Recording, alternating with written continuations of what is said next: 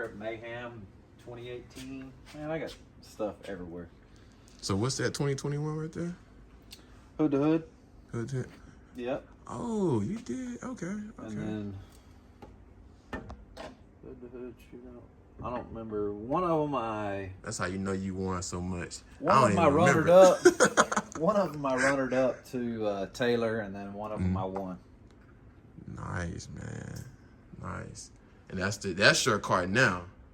That's the same car, yeah. That's when we were no prep racing. Yep. Dang, you got a lot of stuff. Whoever took this picture is bad. That's a bad picture. So what is this right here? Streetcar takeover. Oh, this is on TJ Bailey stuff. Yep. Streetcar Showdown. Oh, yep. yeah. Promotions.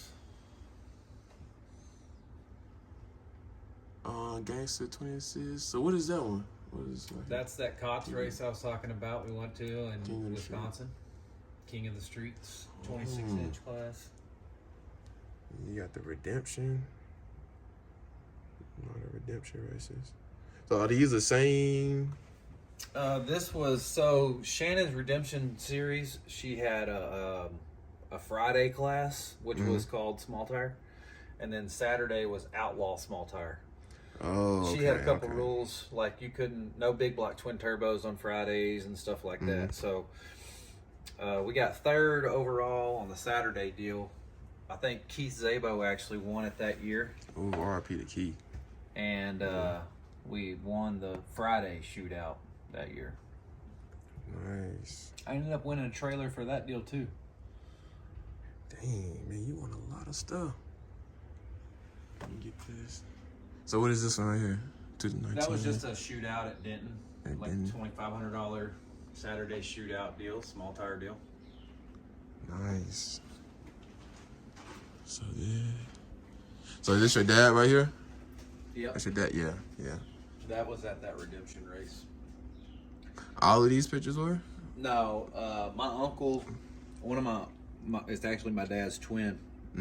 He made this collage for me with that picture in the background and stuff. It's just different pictures from different times. You know, that race is Armageddon, and there's Hood to Hood.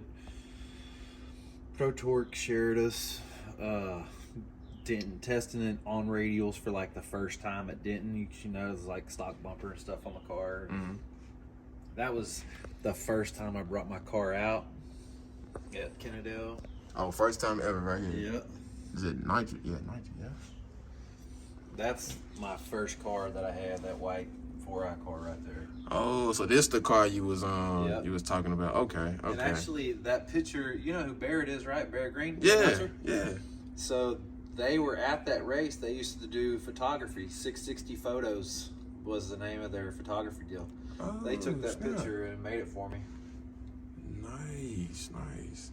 Him and his wife, Goldie. Yeah. And this check, another redemption check. Yep. Another redemption. Dang, so y'all supported redemption like crazy then. Yeah, it was, I mean, hell, it was local and it paid a lot. Yeah. True. That was Friday, 8,000 to win Friday, and I think it was 10,000 to win Saturday. So, I mean, when you could race 2 days in a row and get payouts like that, that was awesome. This the one. This the only one I was at right here. The $20,000 race. Yeah. I like, man, I can't remember his name. You know the dude that starts the races at XRP, the starter? It's got the long hair Mexican kid. Long hair Mexican kid. It's like, he's got like a shaved long hair deal on top. Oh, Grim. Yeah. Grim. So he cut his hair. Oh, he did? He cut his hair. Yeah. So when we went up to the winner's circle for the XRP deal, our Big Jack's race, he came walking up. He goes, "Hey, they're gonna write a check. Do you want like a little check or you want the big check?" I said, "Man, give me that big check." No, I ain't finna take no little check. Yeah, I want the big one. He's like, "All right, I got you." Yeah, Graham good, man. He real cool people. Man, I've been seeing him working at the racetrack for a long time. Mm-hmm. Long.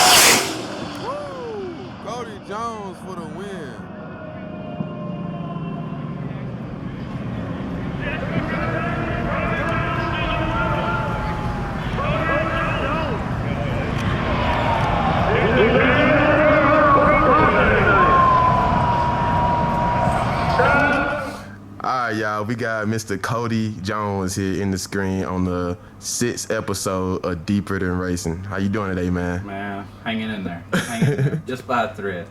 Yes, sir. Yes, sir. So, what's going on today, man? Well, what's going on? What's been going on with you lately, man? What's been going on with you lately? Oh, man. Preparing for some changes with the program a little bit. Soon to be revealed, I guess. Yeah. Other than that, man, just grinding, trying to keep customers happy, working on equipment. And Yes, sir. making a living. Okay. Well, what you do for a living? I work on heavy equipment. Heavy equipment. Okay. Yeah.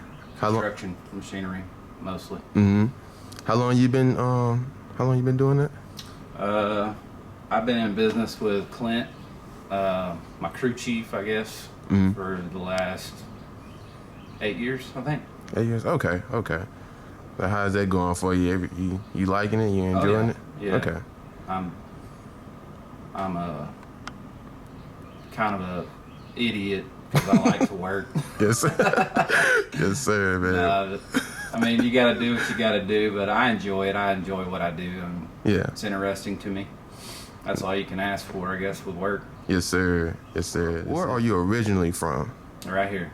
Right here in Texas. Yep, Fort Worth, Texas. Fort Worth. Okay. You've been living here all your life. Yep. Okay. Okay. And you always had a decent family. How was your family? Like, how was your childhood growing up here in Texas? When I was a kid, my dad raced a lot of bracket race, index stuff. Never any heads up. I mean, I heard stories when I was young, street racing and stuff like that. But man, I was blessed growing up. I mean, I never knew struggle, I guess. I mean, Okay.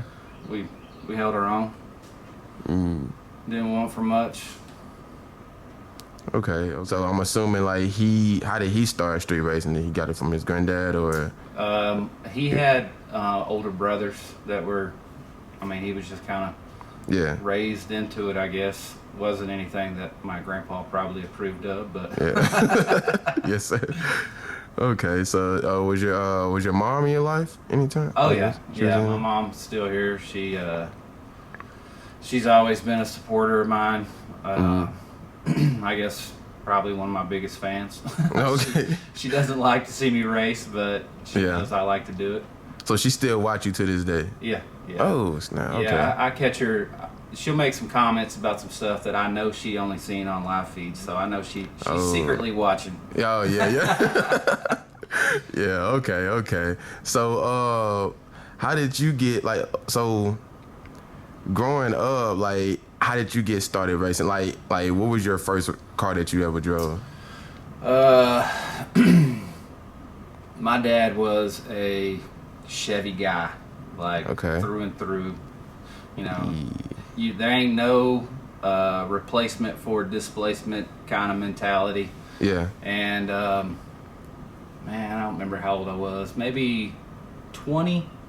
I came home with a 85 Ford Mustang with a small block 302 in it, and I thought he was gonna hit the chip. Yeah. Okay. So it took him you know, I bought it. It was my money. I saved up, you know, and it wasn't nothing like he wasn't going to stop me from doing it. But he had stopped racing when I was young, and I mean, that was kind of his sacrifice for the family. You know, he couldn't really afford to keep doing it, so he gave up that part of his life to make sure that we had a better life. Okay. So I got that car, and it took a little convincing, but he was definitely my number one fan. Okay. So let's go back a little bit. I'm like all over the place. I think I'm just excited because I'm here. I'm all over the place. All right. So growing up, what high school did you go to out here? This is Mansfield School District. I went to Mansfield High School. In Mansfield. Okay. Yeah. So back when it was only one school. Now I think there's 5 high schools in Mansfield. Okay. So how was your high school? Like, you play any sports in school? Yeah, or just football. Just football player. And we had, going back to the work thing, I could continue to play football, or I could get out of school early if I had a job. So I found a job so I could get out of school early and go to work. And that's what I did. So you graduated though, right? Yeah. Okay. So in high school, like, were you like what position you play in high school? I played defensive tackle and sometimes offensive guard. Okay. Did y'all win any championships? Anything? No, man, no championships. I mean, we held our own. You know, I stopped playing my sophomore year, so. Oh, okay. You know, like all the big games and stuff. I mean, I wasn't part of that. I was on the work grind, but had to make money so you could go party. Oh yeah, so you was just working. That's all you was kind of just focused on. Yeah. Right? You weren't really just focused on just playing sports after, you know, you said you stopped playing when? My sophomore year. Sophomore year, so 10th grade. So you was just ready to just start working. Yep. Okay. I mean, that's kind of whenever I got into hot rods, cars and stuff. I had an older cousin that was definitely mechanically inclined, that had a hot rod pickup and stuff, and going and hanging out with them on the weekends and watching them, you know, cams and headers and stuff like that. That stuff is what interested me. The whole hot rod culture, I guess. Right. Let's fast forward. So is your dad still around to this day? No, my dad passed away 5 years ago now. Oh, snap. Yeah, Okay. got cancer. Oh, I'm sorry about that, man. I didn't mean to bring that up. Nah, it's all good. So how did he feel about you racing and being behind the wheel and everything? Oh, man. He loved it. Okay. So when he actually helped me get this car, and back when it was black and yellow, I got it from a dude up in Oklahoma, and we were really geared towards no prep at that time. Yeah. I mean, no prep was very new at that point, you know, as far as being on a racetrack. And when you're going into events that aren't prepped, the only place you can test for an unprepped surface is on the street. And that was his biggest worry ever, was me making passes on the street. Yeah. Just trying to, you know, collect some data just for something to go out there and use. And that's really the only time. I mean, we're at he went with me. As long as he was able, he was at the track with me. No matter where it was, how far it was, it didn't matter. He was going. And sometimes I know he didn't necessarily feel like he should be there or want to be there. He still went. So I know y'all got some cool stories together. Can you give me like 2 or 3 of them? I know y'all got something together. Oh man. That you can remember off the top of your head, like you just know off the top of your head. Man. So 2016. Okay. We ran at a race up in, it's actually in Kenosha, Wisconsin. But it's the COTS race, King of the Streets. Mm-hmm. And we were going to race on 26-inch tires, no prep, quarter mile. We don't have, I mean, at that time, the only quarter mile track around here was the Motorplex. And they weren't open all that often to go out there and test, especially no prep test. Yeah. So wait, so SR, that's not a quarter mile, is it? SRP, is it quarter mile? No. It's not. Okay. No. Okay. All right, go ahead. I'm sorry. So we go up to we get up there, whatever, and I think the race was on a Saturday, and we got to make a couple shakedowns on Friday, and they had flew in, him and a friend of mine, or a friend of his, and Clint. They all flew up there. I drove up there Thursday or whatever. Yeah. Anyways, we made some shakedown passes, and we had no idea if the car was even going to make it to the stripe in the quarter mile. Yeah. I mean, we're set up 8th mile racing. So we changed some gears and, you know, crossed our fingers and hoped that it worked. And I think the first pass we made, man, this thing was trapping probably like 195, 193-ish in the quarter mile. And he was kind of dumbfounded on how fast we were actually going, but I could see a little bit of worry in his face, holy shit. Yeah. But I mean, man, I guess getting put on the spot, I could tell you stories about my dad all day. Yeah. You know. Yeah. Definitely my best friend. Yeah. But miles traveled and some of the comments made and everything else. It's cool. So yeah, he seemed like it seemed like he was one of your biggest supporters. Yeah. It seemed like he was a bit supporting you. And so you got any kids? I got 2 little girls. I got a 7-year-old and a 4-year-old. Oh, okay. I was gonna ask you like, how they feel about you behind the wheel, but they probably man. They like coming out to the track. I think more so because they kind of get to act like little heathens and run around. Oh yeah. Mom doesn't trust me to have the girls out there at the track without her, because she knows how entailed racing can get, and it's busy and it's hectic sometimes, and people driving through the pits or whatever. So I get it, but I think I'll probably have some new pit crew when they become of age, if not some driver replacements. And so you got a wife as well? Yeah. Your wife? So how does she feel about you driving? Oh. Man, I was racing when we met, not nearly as much as I do or have, I guess, but I raced when I could afford to fix my stuff. Yeah. And she doesn't hate it by any means. She comes when she can, or when she feels like it, and she knows that I'm passionate about it. So she supports me for doing it. For sure. That's nice. It's good to have a good support system, especially from your wife. Especially from the wife. Yeah. So what? So you started off with no prep. So what made you go from like no prep? And it was with this car, right? No, it was actually with my first car. I guess first car, okay. It technically wasn't called no prep then. I mean, Yeah. It was no prep, but it was so new. It was just kind of like, hey, we're gonna have an event at the track, and we're not gonna put no glue on it. Okay. And that all started being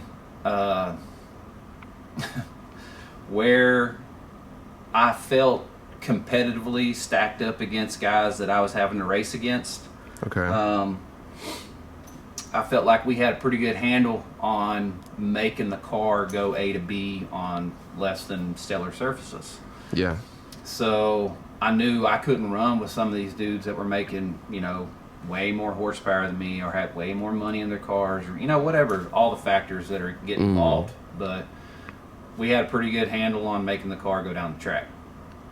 And that's kind of where it originated. I mean, what drove me was I could be competitive because the track was the equalizer. You weren't going to come out horsepower anybody with a surface that wasn't prepped. Right. Okay, so and you mentioned competitive. What do you get your competitive spirit from, like your competitive attitude from? Because we are in a competitive sport. So what do you get your competitive spirit from? Because I know we're not going in there to lose. You want to win, So yeah, for sure. What do you get your competitive spirit from? Man, I love racing. I like making passes. I want to make as many passes as I can.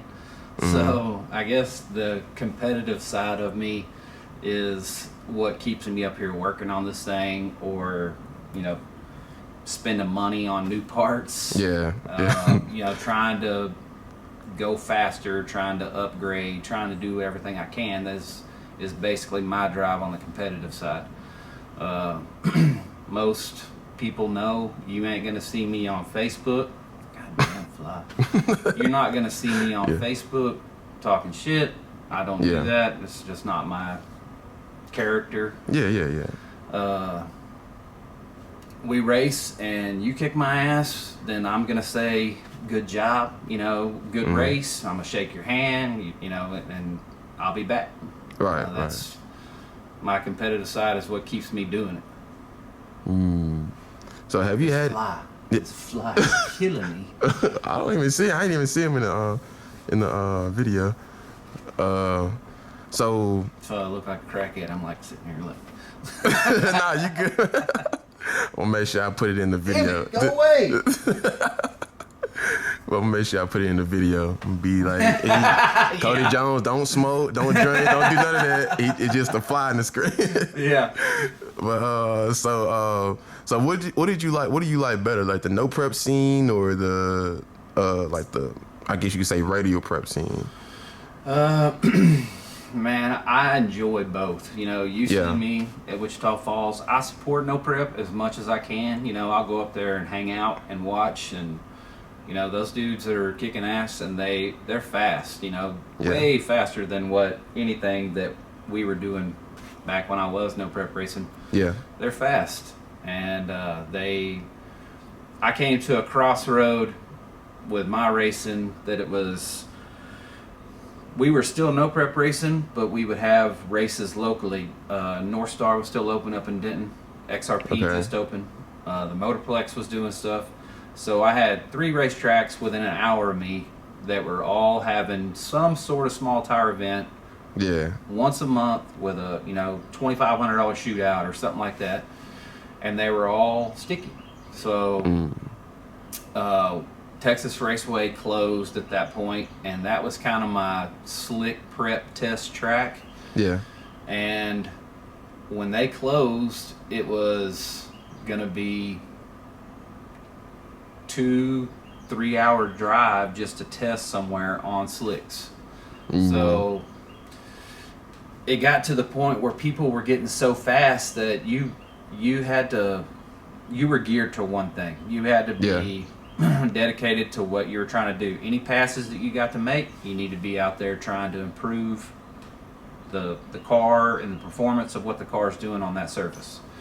And being that it got so far away, I was like, man, maybe we should try to just draw it back some instead of traveling so much. We got races right here local. Yeah. And they're all sticky, so let's put some radials on it and see what happens. Okay, nice. Okay. So who's been your biggest competitor in the race game? Like growing up to now? Like who's been your biggest? Oh man, I gotta think about this one. Nah, you good. You're good. It's not live. Man. Cause I'm pretty sure you had a few of them. Younger to up until now. Man, I can't. With my first car.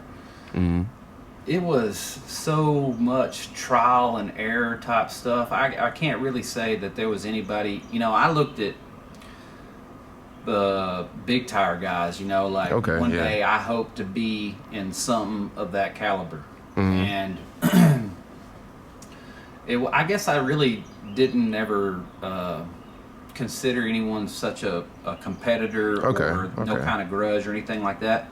But just kind of looking forward and trying to make steps to be one of those dudes that when they pull up, they're like, oh, damn, here comes so-and-so, and everybody goes to the fence or,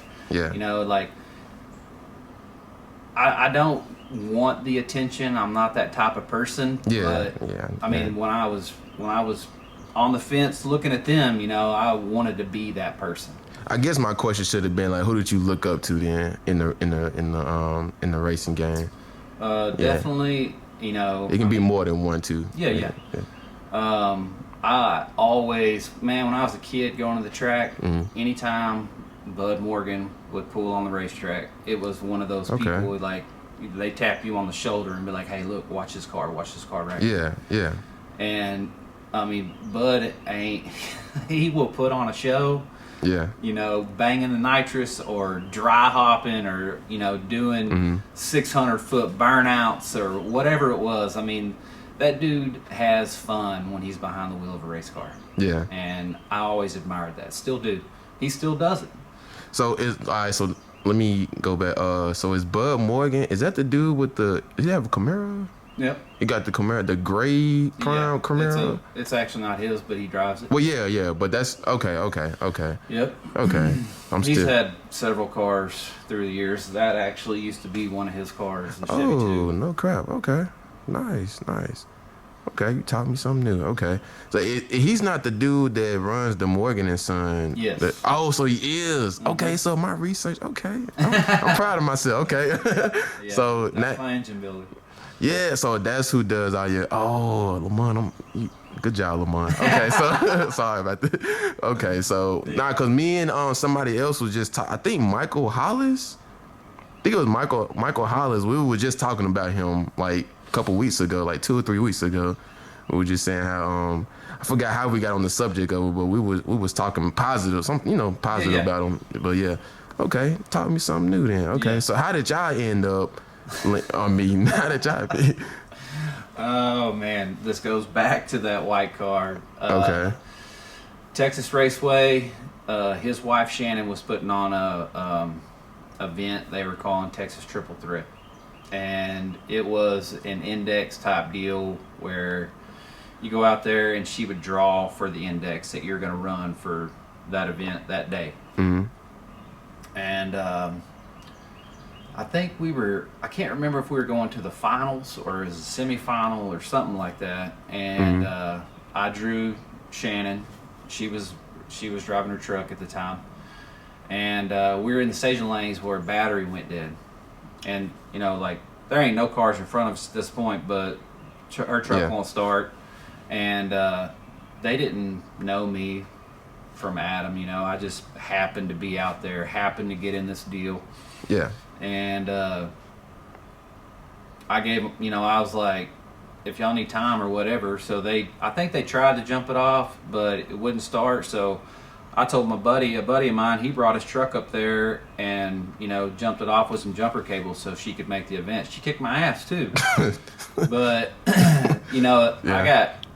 I know who Bud Morgan is at that point, and I got Bud Morgan standing there, and I'm kind of like starstruck, like, hey, y'all can have all the time in the world, man, But that's how you didn't want to come off of cross right there. Yeah. And I had done some dumb stuff. I had nitrous on that car, done some dumb stuff, burn it up, and Shannon is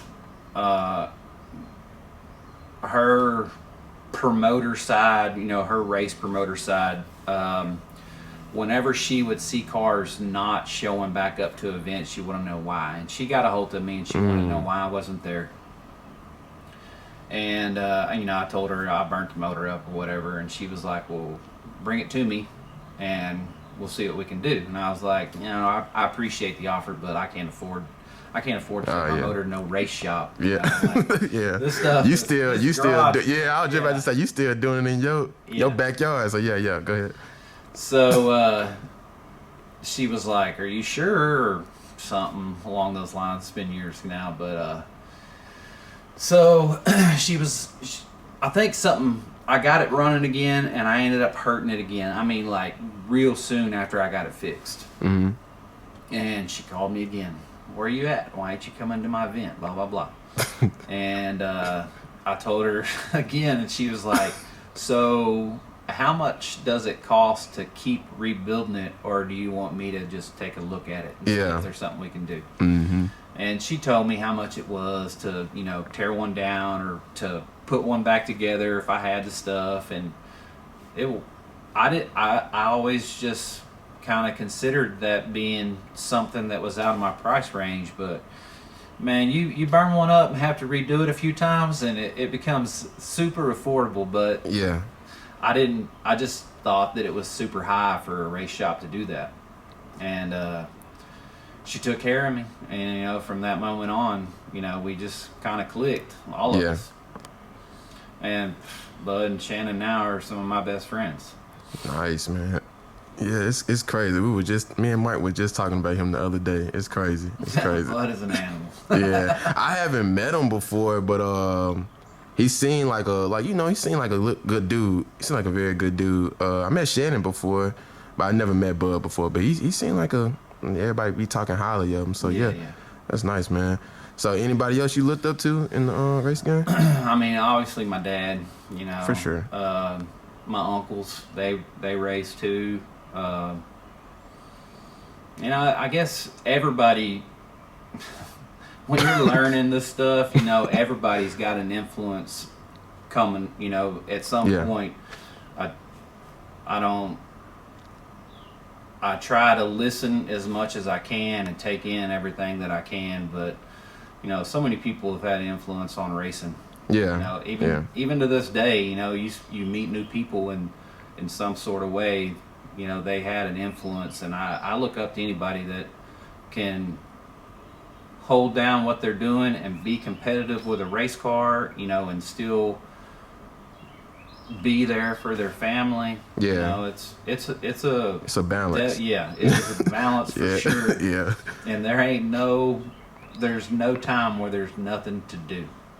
Yeah, because I don't know how y'all do it. You got a family, you got to work, you got to raise. I don't see how y'all, like, have time for y'all selves, to be honest with you. And especially when y'all running on this level, like, I don't know how y'all do it. So how do you balance it? How do you balance it? Like, how do you balance your work life, your family life, and your race life? That's a good question. Yeah. So, if it wasn't for Clint, I wouldn't be able to financially afford to race on the level that I'm racing at. You know, he pushed me to get into heavy equipment stuff, you know, years ago, and when we went into business together, we ain't looked back, and we've been, in my opinion, been successful. Yeah, we stay busy. We're a smaller company for sure, but we definitely provide a service that I think is superior. And I try, if I have stuff I got to do on my car, then I'll either come to the shop early. You know, I'll get here 5:30, 6 o'clock, so I can start working on stuff in the morning. And if I know it's going to be something that I'm going to have to order parts for, or I need to figure out measurements wise, or, you know, whatever it is, it'll give me time throughout the day, maybe in my lunch break or in between jobs, driving somewhere. I can make some phone calls and get stuff ordered. And in the evenings, if I don't got to pick my girls up from school, then I'll spend a few more hours in the evenings doing some stuff here and there, and try to be home to maybe read with my daughter. You know, she's in first grade. I'll try to read with her, or, you know, just spend time with my girls. You know, it's definitely, and then on top of that, all your normal stuff that you got to do at your house, mowing and weeding and the laundry and the dinner and everything else. It's just constantly go.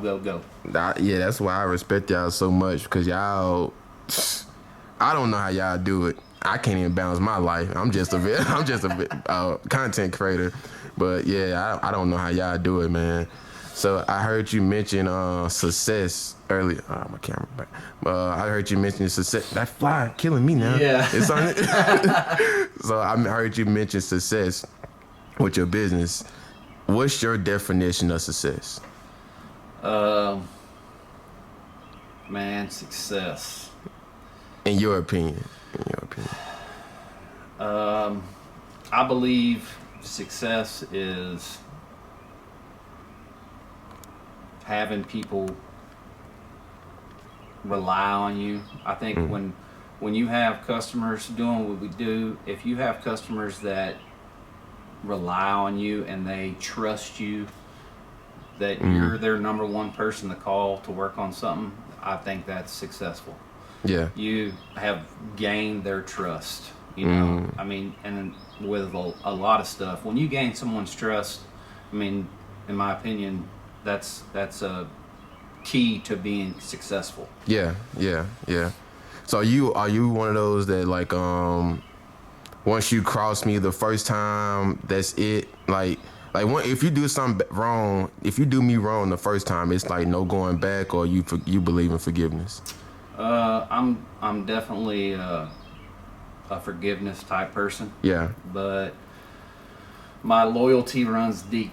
Right, yes, sir. And I can't say that if you burn me, it ain't never gonna be the same again. Right. You know, I'll forgive you, but it ain't ever gonna be the same again. Right. Makes sense. Okay. So let's go back to the racing. So you started off with nitrous? Started off with nitrous. I mean, nothing elaborate, you know. Just Yeah.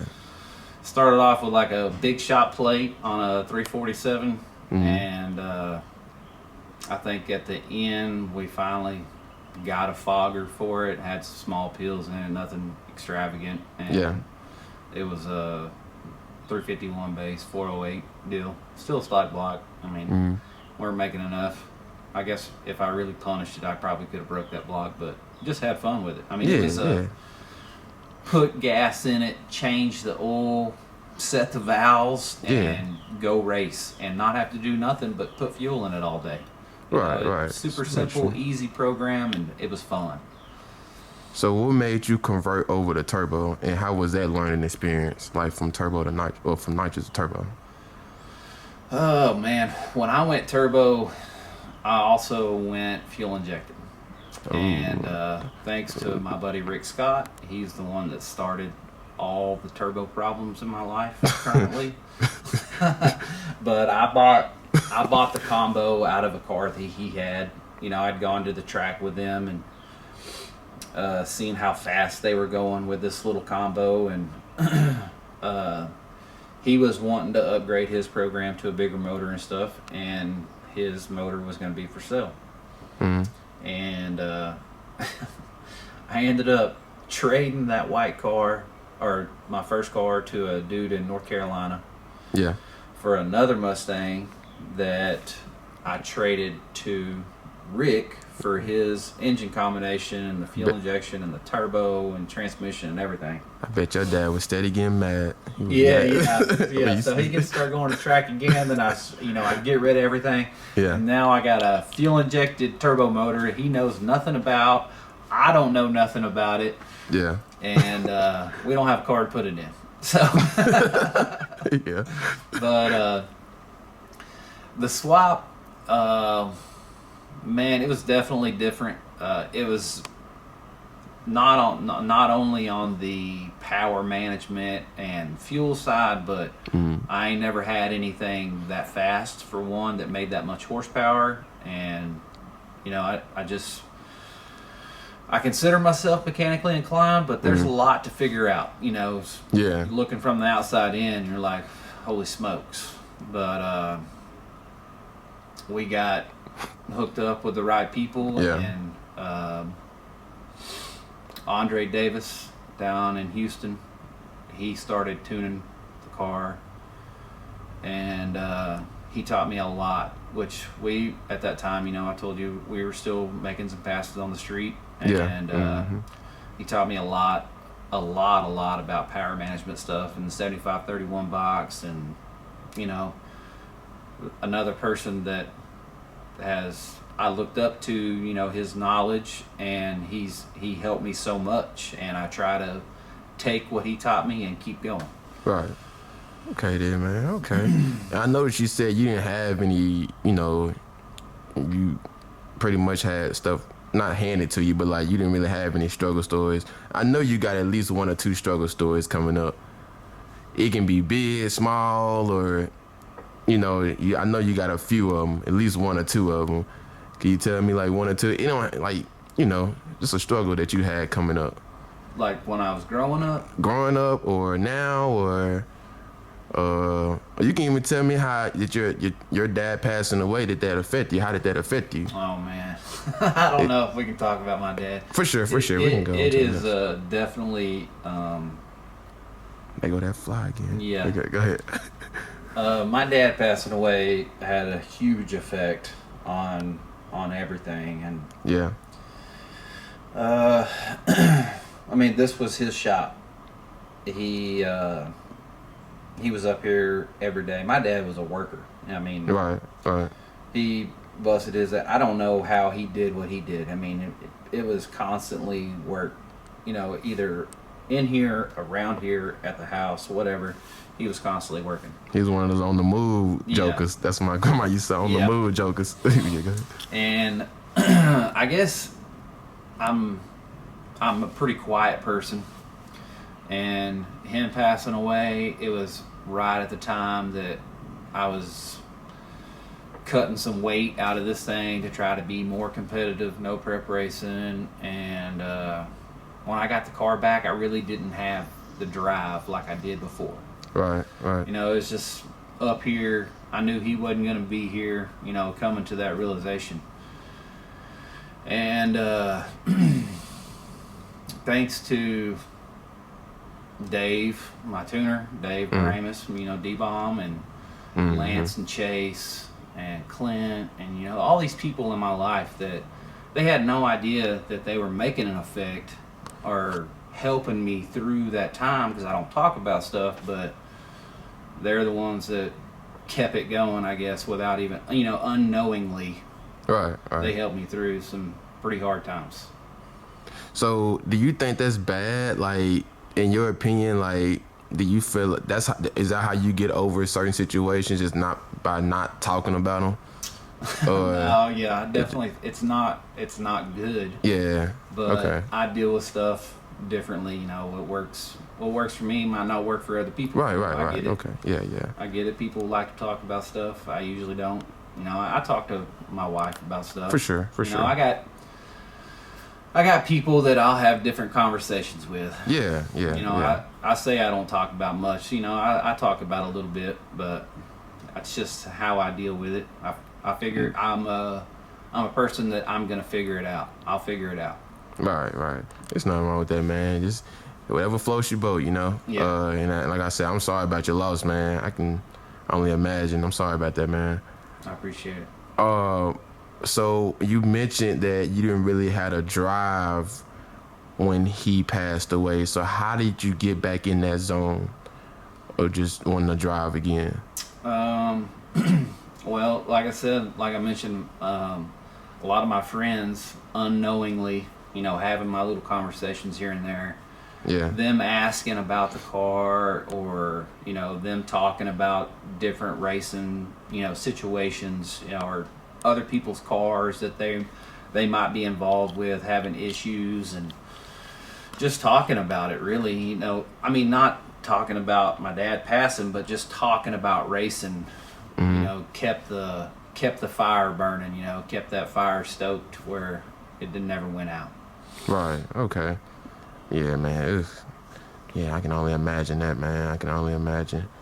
So, all right. So, let's go on a higher level. Let's get on a higher, you know. let's get more excited. So, what are some of your most memorable moments in racing?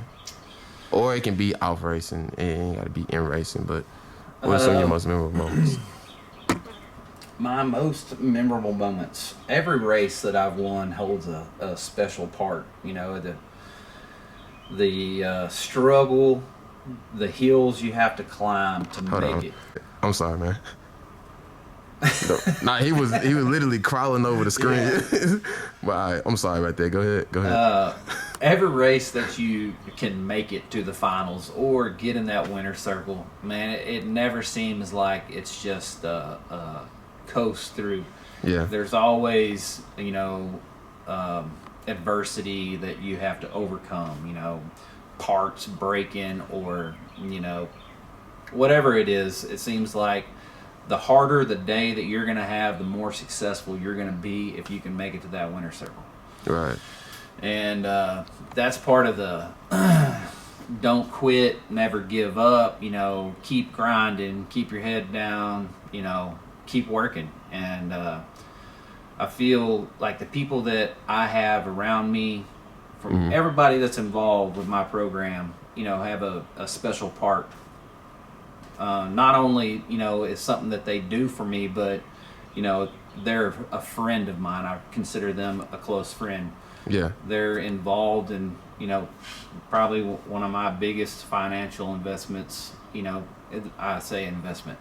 One of my biggest money pits that I have, you know, I like to share that with them, you know, and I think that they like to be involved with it. So, you know, we went to Armageddon and we won Armageddon no prep race. That was 6 tough rounds. Yeah. Throughout the entire day. So that's that no prep race out here, Yeah. right? That big. Okay, because they didn't have it last year, did they? Was it? I'm not sure if they. I don't think they did. No. Okay. Yeah. Okay. So go ahead.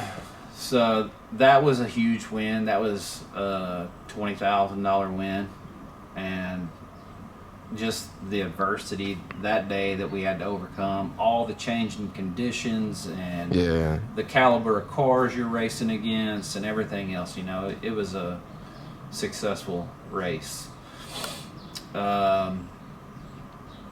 We won a redemption race that my dad was able to. That was probably one of the last big races that my dad was at that we were able to win. That one's always going to be special to me. I mean, Shannon put on redemptions. It was cool to win one of her races. We ended up winning the small tire championship for her series on the Friday night deal, and that one's always going to stick with me. Man, there's so many races that have an impact. You know, it's. I can only imagine how they feel, man, because y'all put a lot into these cars, then get in the winner circle, get that recognition, get the money in your pocket. So I can only imagine, man. So, but yeah, go ahead. I don't remember what I was gonna say now. Dang, my fault. I cut you. I should shut up. Dang it. That's sorry, man. Dang.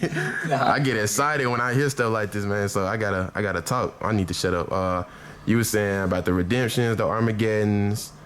You were just basically telling me all your winnings, the winnings. Another series that we raced in, Dirty South No Prep Series, their first. Mike Murillo and Scott Taylor put on that deal. Yeah. The first year they did it, we went to Hub City and raced, and man, it was hot. It was miserable, humid, 100 degrees, racing in the sun. You know, it was terrible. But we ended up going to the winter circle. I think at one point during the day, I said, I won't never do this again. You know, it was just so bad. But we ended up going to the winter circle and, you know, got that points lead coming out of the first race.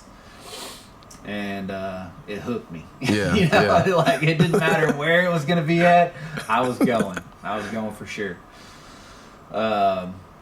We ended up winning that championship, and that was like really my first time to really travel, to go to all these different racetracks and put on them miles and having to take off work. And you know, Clint and the rest of the guys on the crew, Gary and those dudes, they hung in there with me. You know, they took off work just like I did, and I don't have the financial capability to be like, oh, you know, I'll pay you for your day off and I'll pay you to be out here to help me.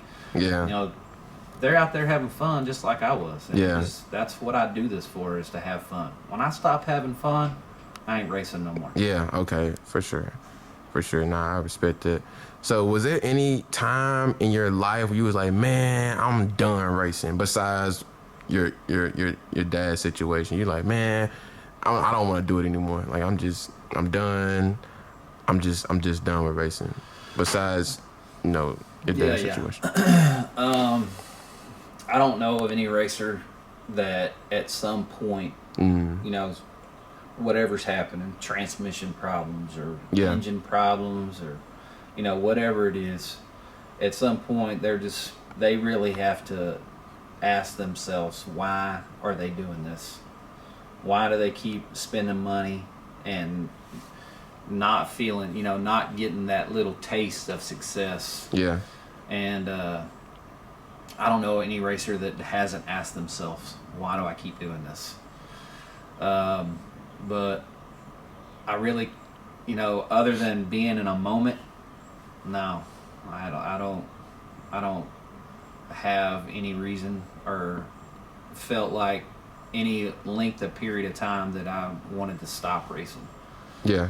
I mean, I tell Dave all the time, you know, like, let's go racing. You know, Yeah. I just want to make passes. Let's Yeah. go race here. Let's go race there. You know, It's the adrenaline rush, I guess. I don't know. I've never been sitting in the car. I really don't know. You know, I feel like super calm in the car. Yeah. I don't get super hyped up no matter what's going on. It's just. Yeah, man, I noticed that about you. That's one thing I have noticed. When you in the winter, so you just cool. I mean, I'm sure you happy on the inside, Yeah. but you just cool, you calm, put the belt around me, like you just buckle me up. You don't be like, I don't know. I think I'm just energized, man. I be trying to like, I don't know, I guess give people like I be trying to like compare energies to mine. So I'm like, man, if I was in that winner circle, boy, you couldn't tell me nothing. And then I got $20,000 and I got this belt. So I'm like, so when I seen you win that $20,000 that big Jake race, I'm like, man, I know he finna act a fool. I'm finna get him on camera. Man, you got the car cool, calm, and collective. You was happy though, but I'm like, man, I'm thinking he finna show out. I don't know, man. Like, you know, a lot of people, I see it all the time. Like, they win a race, you know, y'all might have a GoPro in their car, or they got some kind of video footage of them in the car, and as soon as they see that win light come on, they're jumping up and down in the car, you know, they're clapping for themselves, and I'm thinking about getting my, you know, like, I got the routine, you know, like getting the car shut down, getting the data log downloaded, and need to get it back, cool transmission off. Like, it's the same thing every time. Yeah, that just shows you that you're not a complacent person, though. You just mean business. You want to. I feel like you just want to be better. Yeah. You want to just get better and better, and I feel like the sky's the limit for you. Yeah. So I mean, I hope that's definitely something that I try to keep in perspective. Yeah. So, winning a race, I think about what are we gonna do for the next one. You know, the next one's on the block as soon as that win light comes on or don't come on. Right. The next race is on the block. What are we going to do for the next one? What do we need to change? What do we need to work on? It's on to the next one. Okay, yeah, that may, okay. I'm still getting to know you. Okay, cool. So, but have you ever you never grudge race, have you? Or have you? Man, it ain't no secret that I ain't no big grudge racer. Yeah. So, do you let the chips fall? Yeah. That's what it is. So do you like grudge racing though? I gotta ask you because it is I do. I really enjoy it. I mean, I like, again, you know, you see them people that get excited about that stuff. I respect them guys, and they do what they do. You know, their whole program is based upon them grudge racing. You know, like Tim Ford dudes and Oscar and Jesse James and all them. I mean, Oscar's a badass driver, and that dude seems like he's always super calm and chill. You know, what he does in the car, you know, he'll cut loose and hang out with his boys, but their whole program is based upon them grudge racing. Yeah. And they stick to it. You know, they have a serious program, in my opinion. You know, they got a high caliber car, and it's tough to keep everything under wraps. You know, not letting nobody know nothing that's happening or going on, or where you're testing, and, you know, if you're successful, if you're not. That ain't me. Yeah, no, for sure. I mean, I ain't talking about stuff that we're doing with the car necessarily, but, you know, if it's a successful pass, you're going to know that it's a successful pass. But, for sure. I don't know how they can stick to it for as long as they can. You know? Yeah.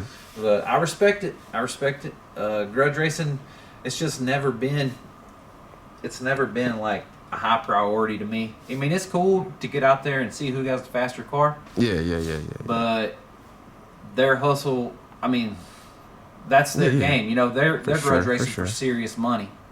I'd rather go shootout race for money.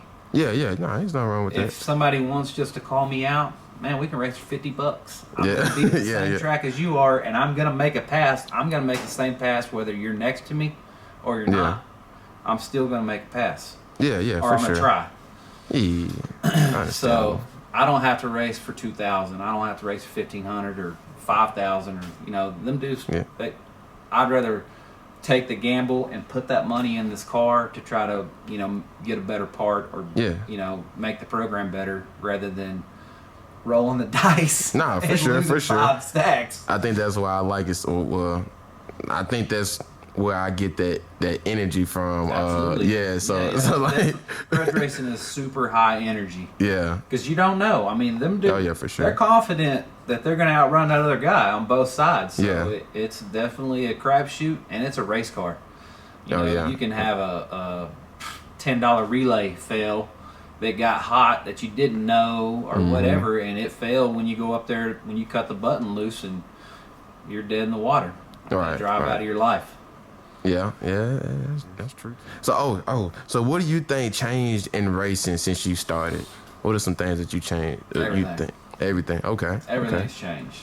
I had this conversation with a few friends, but man, Texas Raceway was open, and I had my first car. We'd go out there on Fridays and Saturdays or Sundays, you know, whatever days they were open, if we had time, just to go make passes. I mean, for no other reason to go out there, just to make passes and have fun. And I think it's kind of like, I don't know if it's from, you know, growing up and riding four-wheelers and motorcycles and stuff, if it's just that mentality, you just go ride and have fun. So you have a race car that's built to go down a drag strip. You just make passes to have fun. And now it's like there's never just fun passes being made. Okay. It's always testing for the next event, testing to figure something out, or you're in competition trying to make it to the next round. So, and just the the caliber of cars. I mean, I don't consider myself anybody I'm not out of anybody's league. Yeah.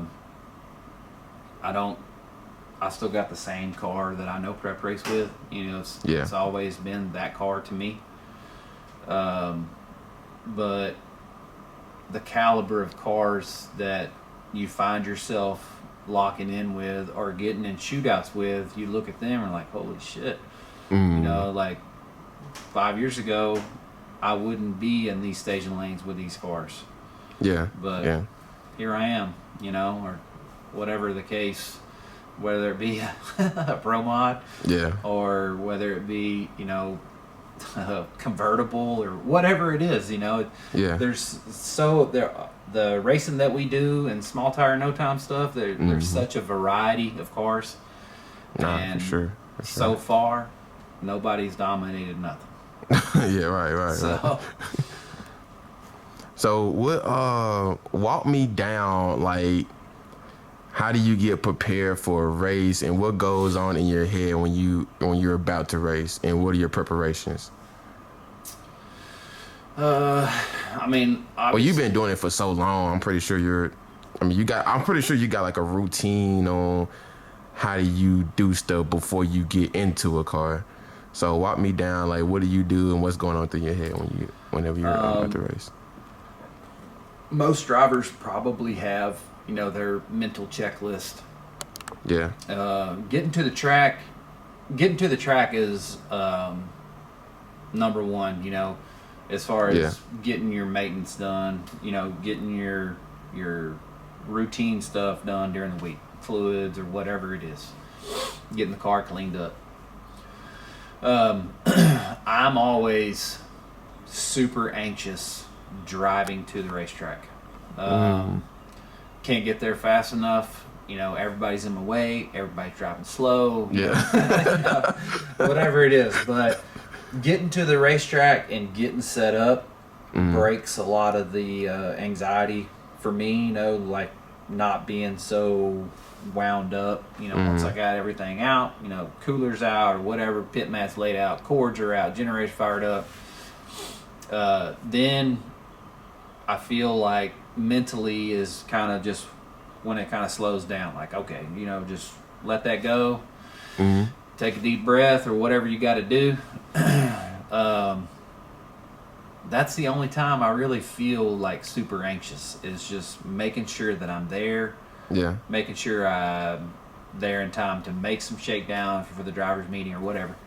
But, you know, strapping in the car, I generally, when I'm strapping in the car, I generally don't talk to anybody. You know, they could be standing there talking to me, and I mean, I'm by myself at that point. You know, nobody's there. That's... Well, I feel special then. I sure be in your face with the camera trying to get interviewed. Yeah. I know not to do it now, no. But no, like when I'm talking about strapping belts on. When I'm strapping belts on, and we're at that point to where I know I need to be doing this, or especially for like the first pass of the day, it is kind of the time that, you know, you might say that little prayer before you make that first rip, or, you know, that's your mental checklist thing right there. You know, belts, your neck device, you know, your helmet, your gloves. You know, and then you got these back thoughts. Did I tighten that up? You know, did I recheck this? Did I recheck that? Did we put fuel in it? Are the plug wires on? You know, whatever. But it's just kind of at that point myself is whenever I kind of just run back through my list. If I need to tell somebody like, hey, pop the hood for a second and just look, or we're going to set the tires at this, you know, whatever makes, you know, whatever clicks a light switch for me to make me feel at ease is kind of what I do at that point when I'm strapping in. Okay, then. That's good to know. Now I know not to interview you before you when you get in the car and all of that. So and it's not uncommon for a lot of drivers. Yeah, for sure. When you see them grabbing belts and locking in, you just kind of give them their piece for a second. Yeah. I mean, you didn't bother me, and I ain't trying to say you did. No, you good. But that's kind of like at that time that's when it gets real. So what activities do you do outside of racing? What hobbies did you have outside of racing, or is it just strictly racing? Man, I really don't have any other. I mean, during the summertime, it's my kids love water. Okay. And okay. I'm a big fan of the lake myself, so when you work outside all day and it's 105 outside, it don't take much to talk me into going to the lake and hanging out in the back of the boat. You know, we go up to Texoma and hang out with Lance and Chase a lot, and that's definitely my second hobby, I guess you could say, is just kind of chilling out. That's the only time that when I'm on that boat or in the water, is the only time I'm not thinking about what I need to be doing work-wise, or you're getting away from everything. Yeah, that's your away time for you to just chill, relax, and enjoy yourself, and time with your family, you know. You know, it's just, I mean, it's definitely, I cherish those moments, getting to see my girls grow up, and, you know, like I said, they love water, and being out there and something that they really enjoy, and I enjoy myself, you know, there's nothing better than that. So are you gonna have your girls be behind the wheel of a car? I'm not gonna push them, but I'll definitely support them if they want to do that. Yeah. When it seems like both of them, when they were little, they liked it, and then they both came into a stage where they were kind of like, it's loud, they don't like it, or they were scared, and now they seem like both of them enjoy it again. You know, they like to tell me good job after we turn a wind light on, and they like to say good luck when we're pushing up to go make a pass. You know, they're getting into it. So how does that feel, man, to have, you said a 4-year-old and a 7-year-old? Yep. How does that feel to have two little girls to count on you to cut their wind light on? Man. How is that, man? Walk me through that. I mean, I want to be successful. I mean, any father, you know, they want to be successful and show their kids how to be successful and how to carry themselves while being successful. I'm my own biggest critic, you know, as far as being a father. I want to be the best person possible, but I don't think there's any better time or a better moment than seeing your daughter's eyes light up when you do win a race. The type of racing that we do generally runs pretty late. It's been known to run kind of late. So they usually fall out on me before they get to be in the winner circle pictures, but they get upset with themselves that they did fall asleep and they weren't able to do it. Yeah. So, I mean, I like that. That's cool that they want to be a part of it. You know, seeing, like I said, seeing their eyes light up when you do turn on the win light. Yeah. You got around somebody or whatever in the hype. I also get my 4-year-old loves to hear the announcer Oh, no crap. Okay. announce my name, you know, on the PA or okay. whatever. Cool. So we'll go home, and that's one of my names is Cody Jones. Yeah. You know, she'll be like, Cody Jones. Yeah. Jones. yeah. Oh, that's cool. That's cool, man. Yeah, it's a trip. So what are your biggest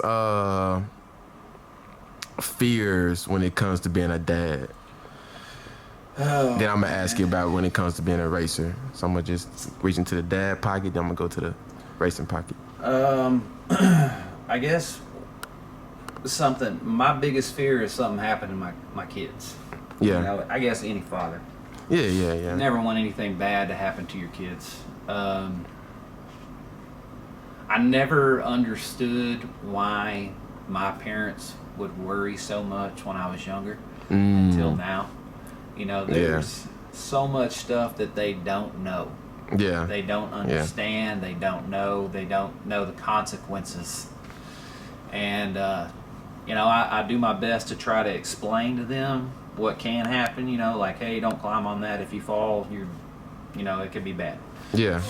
But definitely the biggest fear is something bad happening. And then also in the long run is them faulting me for something that I didn't do or didn't provide when they get older. So are you like pretty hard on yourself when it comes to being a dad?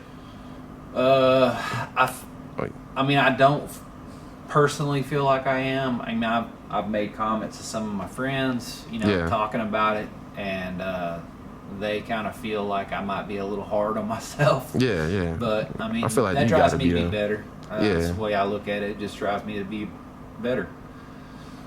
So I feel like you got high expectations for yourself anyways, though, when it comes to like parents and racing. Yeah. So what's your biggest fear when it comes to racing? Man, I guess I really don't think about it too much, but Yeah.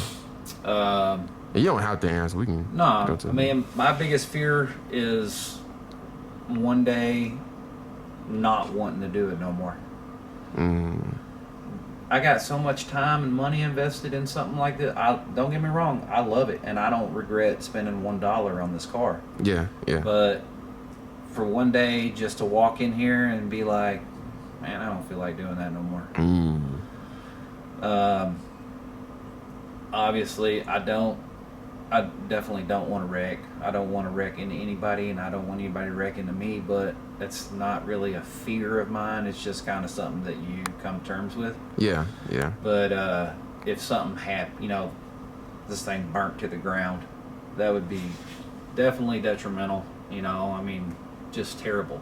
Yeah. I hate seeing that happen to any racer. Because I understand how much time and money someone has involved in one. Like you see these cars catching on fires and trailers, and it's like, man, I don't know what I'd do. Yeah, I was talking to Radio Roundup, man. I was talking to Marco. You know Marco Sanchez. Yeah. Man, I hate that for him because that was my first time meeting him. But he usually comment on all my live feeds and my posts, and he'll send me inboxes time from time. So me meeting him for the first time and that happened, I felt bad. I mean, I don't like wrecks either though. Like I don't like wrecks. I don't like crashes. I like racing, grudge talk. That's just the type of person I am. I don't get entertained off crashes. Like I always make sure I inbox the person before I even post a crash, just out of respect, you know. Yeah. So Man, when I seen it, it broke my heart, man, because I went over there and interviewed him. And then we talked before the race too. I interviewed him before the race. So just to see that, man, it hurt. It hurt me, man. And I hated that for them dudes. yeah, and but it like, so I posted him on my Facebook, I think, and people like my supporters was reaching out to him trying to help him. So I felt good about that. That when I posted him, I didn't want him to think that I was just posting him to get views or nothing like that. So I got permission. I was like, hey, can I post this video? If not, I understand. He was like, yeah, go for it. I posted it. So I had people to reach out to him through my page saying, hey, man, I got a front cap for this, for your Camaro. So that made me feel good as a and the racing family. Is big. Yeah, and that's what I told him when I called him. Like, man, I seen the post. I hope he reach out to you. I hope you go pick up whatever. I hope he got whatever part you need. They're like, man, yeah, I'm gonna inbox him in the morning. And so I got to get back with him. But I was telling him the same thing. Like, the racing community, in my opinion, I could be wrong, but in my opinion, it's like one of the best communities you can be a part of, man. Yeah. And I don't know. I know it's about you, but like me personally, I don't know what I'd do without it. You know, I was in a hole too. Like, without the racing community, bro, I don't know where I would be. So it's a beautiful thing, man. And I've met so many people through racing. Tons of people through racing. And some of my best friends now are just because of racing. It's unbelievable the reach that the racing community can have, you know. I respect it, and I try to help as much as I can to keep it a strong family. Yeah, it's definitely a good thing, man. Just having a conversation. And that's another reason why I started this, man, because I talk to a lot of people, like, you know what I'm saying, I'm off camera, and I be seeing them posts, and I make a post, and we'll comment, you know, through Facebook and Messenger and everything. So I'm like, man, I want to start a podcast, not like a segment, to showcase y'all, because I feel like a lot of people know y'all for the cars, and y'all been a badass driver, but they don't know y'all as a person, and that's what I'm trying to showcase, man. So the racing community is definitely like, it's a big family without even know. Like, it's a big family, man. So I respect all of y'all, man. Yeah, no, that's cool, and I respect what you're doing. You know, all y'all media guys out there. You know, like everything that y'all do, pictures to videos to live feeds, letting people, you know, the live feeds and how far the live feeds are reaching to people, not necessarily people that can't make it to the track for that event, but people that might not know about anything that's happening like that. Or, you know, maybe some kid gets to see it and it sparks their interest to go get them a car, you know, or to get out there in the shop with their dads or whatever it is, you know. Everything has an effect. Man, I had and I know it's about you, but I just want to say this. What event was I at? I forgot what event it was. I want to say Radio Roundup. I had so many experiences at Radio Roundup. I think it was at Radio Roundup, I think. I had a dude, we actually took a picture together. It was Radio Roundup. We took a picture together. He was like, man, I watch your live feeds all the time, and today is actually my first time ever coming to the track through your live feeds. That's awesome. And man, I damn near cried. Like seriously, because you don't know who's watching. You don't know what they're going through. You just don't know, man. You just don't know. And I gotta see if I can find that picture too. 'Cause I know we took it. He said he posted it on his Facebook. He was like an older guy though. I want to say he was in his 40s, 50s. Yeah. But like, he was like, man, I always been a fan of racing, but I got hooked on your channel. And this was my first time ever coming to an event, and I enjoy it. I don't really like showcasing that, but like it really touched me, man. I'm not gonna lie to you, just to let people know. It touched me, dude. Like, I almost cried, like literally, I almost cried right in front of him, dude. And he gave me a hug. He gave me $5. I like, so he's like, I like, appreciate it, man. I take it.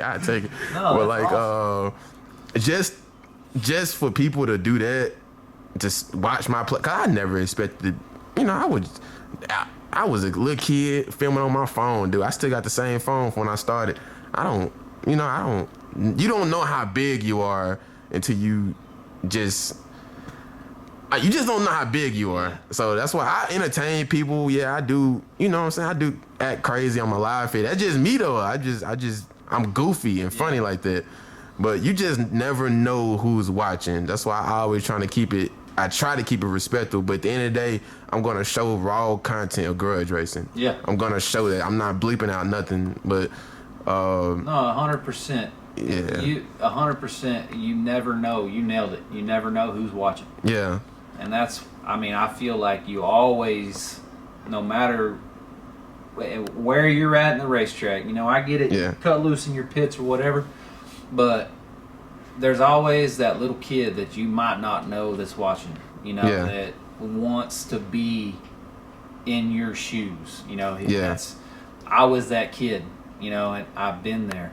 Mm. So, I mean, I hope that a lot of the other dudes that do have the spotlight, you know, that are front runners, or, you know, they're out there making the laps and they're getting the talk, that they respect that part too, that you never know who's watching, and always carry yourself well and talk to them kids. Yeah. You know, let them know that, I mean, it's achievable. You know, this ain't something that can't be done. You know, it's hard work, good decisions. Man, it was some girls. I want to say they were younger. They were saving up for a junior dragster. They were selling these little braces. Tinklefist put me on them. Tinklefist, my boy Josh. Okay. But I never did get with them at Radio Roundup. And man, Cody, I was so upset because I try to support a lot of people, behind the scenes, because I think in Matthew, I don't know if you're a biblical person or not, but in Matthew it said, try to get your blessings in private so you can receive your blessing from a high power. Something like that. It's something in Matthew. I had to find it. But it was these girls that were selling these bracelets.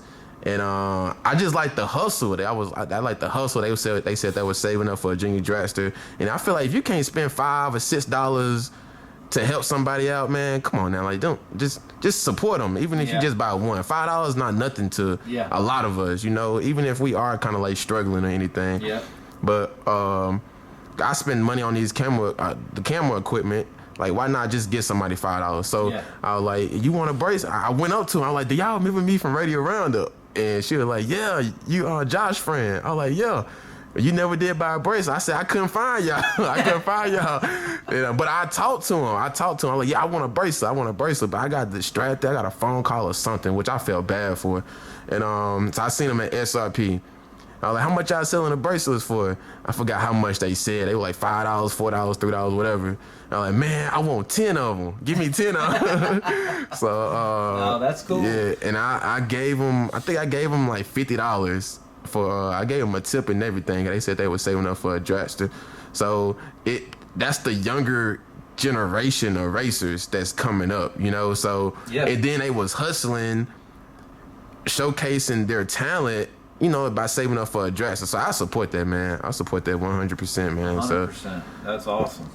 Yeah. I mean, that's what we have to do to keep this thing, you know, evolving and growing and, you know, continuing to live, you know, is talk to them kids, you know, them future racers that want to be involved in this stuff. Yeah.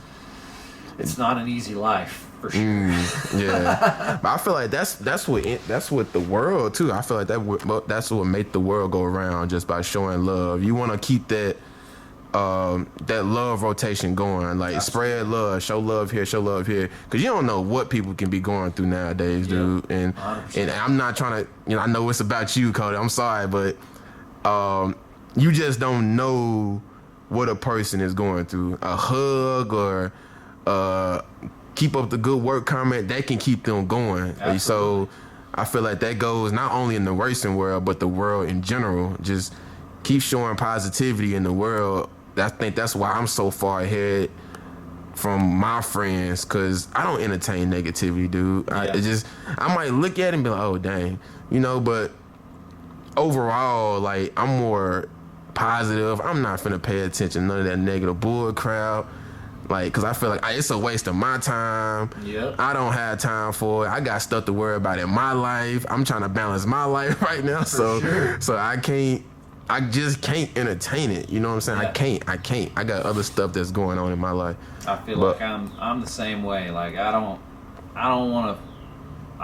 want that negative energy. If you got a bad attitude, just go deal with it. If you want to talk about it, I'll be here for you. If you want to fix it, If you don't want to fix it, if you want to dwell on it, then I ain't the person.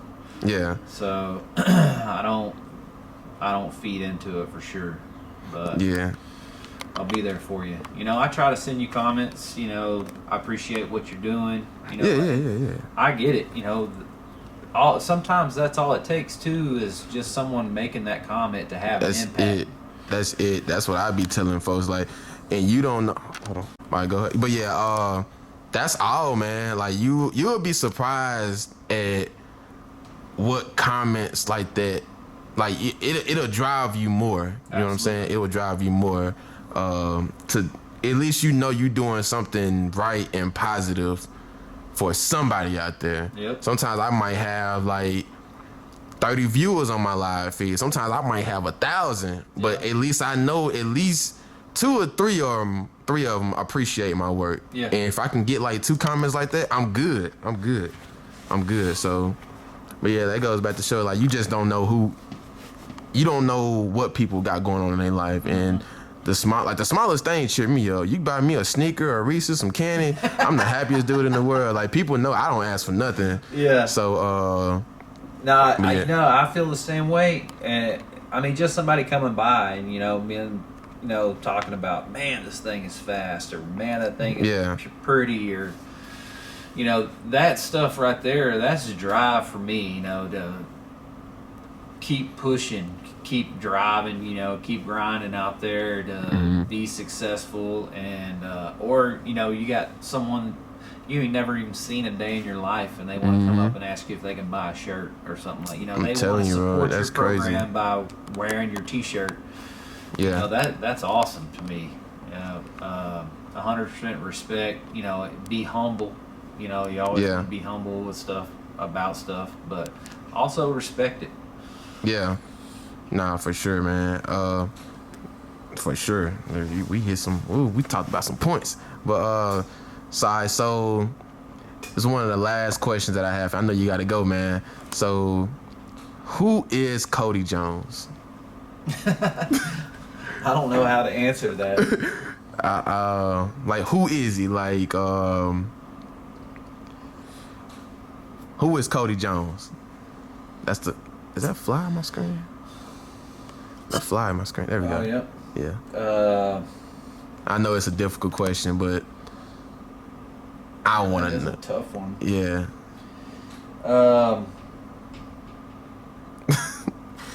I don't even know how to answer that. See, yeah. Man, who is Cody Jones? I am your best friend or your worst nightmare. I'll be the guy that pushes you to be better, or the guy that you could come talk to if you got problems. Everybody, I respect everybody. I appreciate everything that everybody does. I'm gonna be the guy in the winner's circle.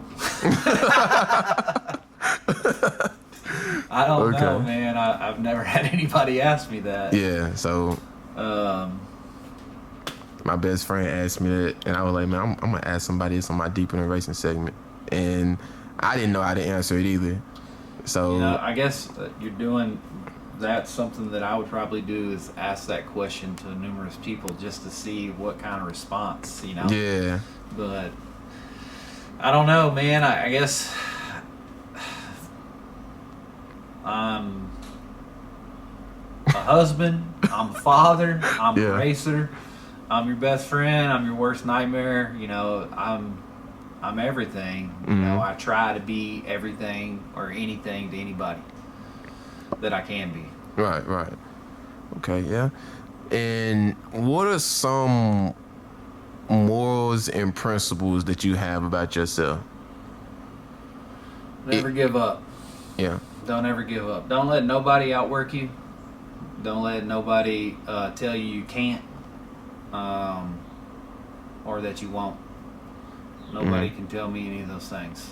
Yeah. Nobody will. No, I don't feel like anybody's ever going to outwork me. If you do, hey, cheers to you on the battle for that day, because there's going to be a long war, and I promise you, I'm gonna do everything I can to be out in front. Yeah. Good question. Man, I would like to mention something about Dave though, because Dave, the guy that tunes my car. Yeah. Dave is when he offered to help me with the tune-up stuff and power management. He came on board. I mean, he asked to take a look. Is how that started. But now Dave is definitely one of my best friends. I talk to him about anything. I talk to him about everything that I'm doing with the car. That he elaborates and expresses stuff that we need to try to work on or try to figure out or try to improve. But Dave, in my opinion, Dave really turned the program around where it took me off of the laptop and let me focus as being a driver.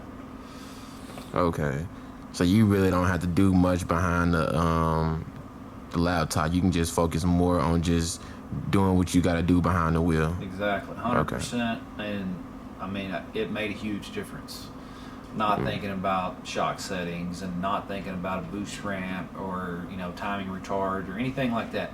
All you got to do is go up there and do your job. Cut the tree down and turn the wind light on. And that made a huge difference. And I'll forever be grateful for Dave being willing and wanting to come on board. Yeah. But yeah, that's about it, man.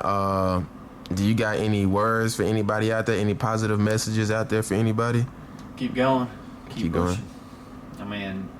Anything can be done. You just gotta keep trying. Don't give up. Anything. Life, racing, it don't matter. Just don't give up. Just keep going. Keep going. Don't stop. No matter what you're going through, keep pushing. What you're going through. Yeah. There's somebody out there that's been through it. They've done it. Or there's somebody out there that you can talk to. It's with anything. Okay. Outside of racing too. Yeah. All right, man. Well, man, Cody, we appreciate your time, man. I know you're a busy guy. You got a lot going on. We appreciate you, man. This means the world to me, man. This means the world to us. I appreciate you. And we'll see you at the track, man. Yes, sir. All right.